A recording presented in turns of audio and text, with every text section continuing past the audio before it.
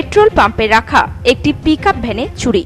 ঘটনাটি ঘটেছে বালুরঘাট থানার ঘাটর মোড় পাম্পে। জানা গেছে গত রবিবার রাতে রঙের ড্রাম ভর্তি একটি পিকআপ ভ্যান পাম্পে রেখে বাড়ি চলে যায় গাড়ির চালক। পাম্প থেকে গাড়ি বের করতে গিয়ে দেখেন গাড়ির ত্রিপল খোলা। গাড়িতে থাকা 40টি রঙের ড্রামের মধ্যে 9টি ড্রাম চুরি হয়ে গেছে। খবর পেয়ে ঘটনাস্থলে পৌঁছায় গাড়ির মালিক। এই চুরির ঘটনায় বালুরঘাট থানায় একটি লিখিত অভিযোগ দায়ের করেন তিনি। এই বিষয়ে গাড়ির চালক মৃন্ময় সরকার বলেন, তোমার গাড়িতে কি চুরি গেছে? মাল রং কতগুলো ছিল, কতগুলো চুরি গেছে? মোটামুটি 40 পিসের মতো ছিল। হ্যাঁ, চুরি কয়টা গেছে? 9 পিসের মতো মাল চুরি হয়েছে। কি করে বুঝতে চুরি গেছে? সকালে এসে দেখলাম গাড়ির তিরপাল রশি সব খোলা। ওইখান থেকে দেখলাম, পরে ফোন করলাম, ভিতরে আসলাম, এসে মাল গুনলাম, 40 পিস মাল ছিল, 9 পিস মাল দেখলাম ওখানে রং পড়ে আছে। বাস। কালকে কখন গাড়িটা রেখেছিল? কালকে 10:30 15 রাতে। এখানে বাড়ি চলে গেছিলাম। তোমার বাড়ি কোথায়? এখানে এই পাশে।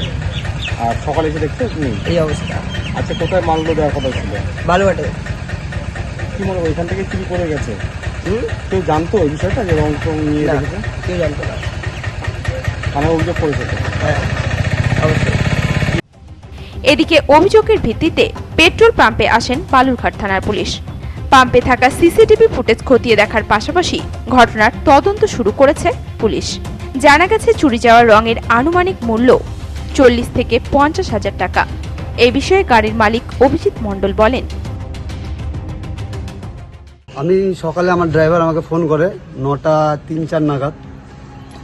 আমি বলে যে দাদা গাড়ি এরকম পাম্পে রেখে গেছি, রাত্রে রেখে গেছিলো, এসে দেখে গাড়িতে মাল নেই, চুরি হয়েছে।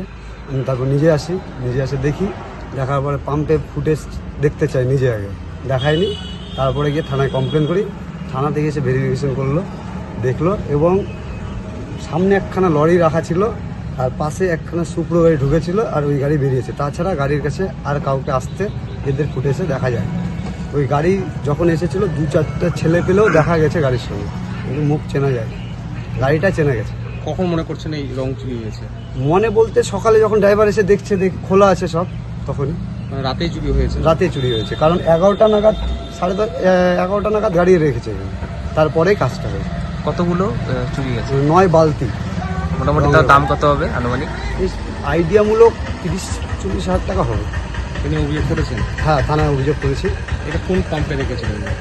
এটা এই আটর মোড় পাম্প। এটা বালুরঘাট থেকে রিপন ভৌমিকের রিপোর্ট, নিউজ টুডে।